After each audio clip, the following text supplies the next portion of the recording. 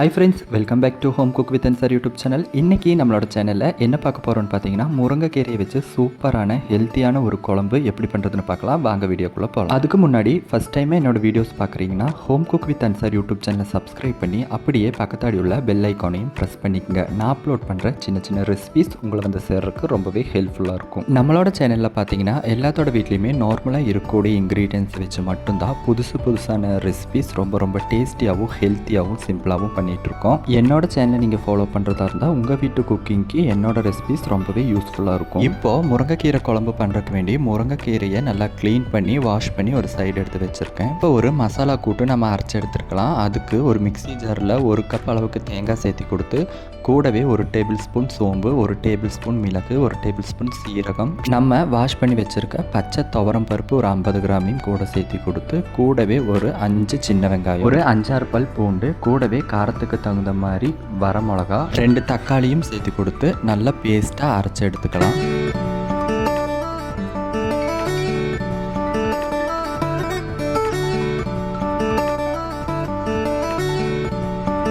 இப்போ பார்த்தீங்கன்னா நம்ம ஆட் பண்ணி கொடுத்த இன்க்ரீடியன்ஸ் எல்லாம் அரைச்சி எடுத்தாச்சு. இப்போ இது கூடவே கொஞ்சமாக வாசனைக்கு வேண்டிய கருவேப்பிலையும் சேர்த்து கொடுத்து கூடவே ஒரு 2 டேபிள் ஸ்பூன் மல்லித்தூள், 1 டேபிள் ஸ்பூன் மஞ்சள் தூளும் சேர்த்து கொடுத்து இதையுமே நல்லா அரைச்சி எடுத்துடலாம். இப்போ பார்த்தீங்கன்னா நம்மளோட மசாலா கூட்டு நல்லா மை மாதிரி அரைஞ்சி வந்துருச்சு. இப்போது நம்ம ஒரு பாத்திரத்தில் நம்ம அரைச்சி வச்ச மசாலா கூட்டை சேர்த்து கொடுத்து குழம்பு நமக்கு எவ்வளோ தேவையோ அவ்வளவுக்கு தண்ணியும் ஊற்றி நல்லா மிக்ஸ் பண்ணி நமக்கு தேவையான அளவு உப்பும் போட்டு மிக்ஸ் பண்ணி ஒரு மூடி போட்டு மூடி ஸ்டவ்வில் வச்சிடலாம். குழம்பு நல்லா கொதிச்சு பச்சை மண்ணமெல்லாம் மாறி வர ஸ்டேஜில் ஒரு 2 டேபிள் ஸ்பூன் அளவுக்கு தேங்காய் எண்ணெய் சேர்த்து கொடுத்து நல்லா மிக்ஸ் பண்ணி கூடவே நம்ம க்ளீன் பண்ணி வச்சுருக்க முருங்கைக்கீரையும் சேர்த்து கொடுத்து வேக விட்டு இறக்கணும்னா சூப்பரான முருங்கைக்கீரை குழம்பு தயார்.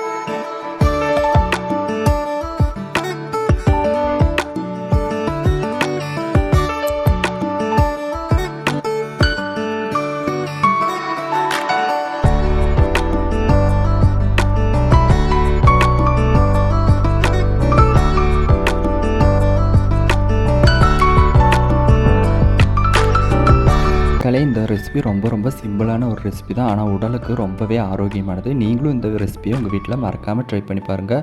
வீடியோ பிடிச்சிருந்தால் லைக் பண்ணுங்கள், ஷேர் பண்ணுங்கள், கமெண்ட் பண்ணுங்கள். மறக்காமல் இந்த மாதிரி சின்ன ரெசிபிஸ் பார்க்கணுன்னு நினச்சிங்கன்னா home cook with Ansar YouTube சேனலை சப்ஸ்கிரைபும் பண்ணிக்க. நம்மளோட சேனலில் ஆல்ரெடி அப்லோட் பண்ண சின்ன ரெசிபிஸ் அவைலபிளாக இருக்குது. உங்களுக்கு டைம் கிடச்சா அதையும் பார்த்து என்ஜாய் பண்ணுங்கள். உங்கள் வீட்டு சமையலுக்கு ரொம்பவே யூஸ்ஃபுல்லாக இருக்கும். அடுத்தது சின்னதான சிம்பிளான ஹெல்த்தியான டேஸ்டியான ஒரு ரெசிபியில் சந்திக்கலாம். டாட்டா. மறக்காமல் சப்ஸ்கிரைப் பண்ணிடுங்க.